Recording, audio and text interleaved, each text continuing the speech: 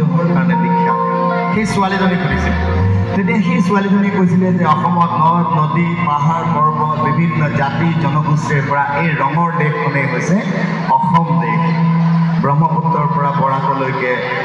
এই হিমালয়ৰ আবৃত এই ঠাইখনেই হৈছে অসম দেশ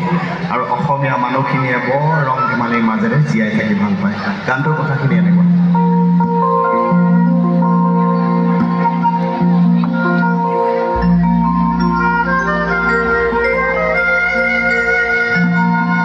रंगे सजा रे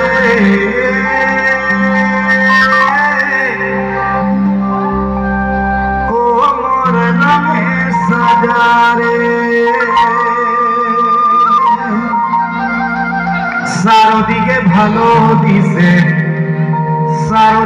भालो दिसे केसाना सुहान विदेशी श्याम देखी लोग सुंदर आशा কৈছে যে এই বিদেশী পৰ্যটক মানে সেই ইউৰোপীয়ান চাহজনক এই তাই ভাল পোৱা সেই বাগানৰ ছোৱালীজনীয়ে কৈছে বিদেশী শ্যাম দেখি লোক সুন্দৰ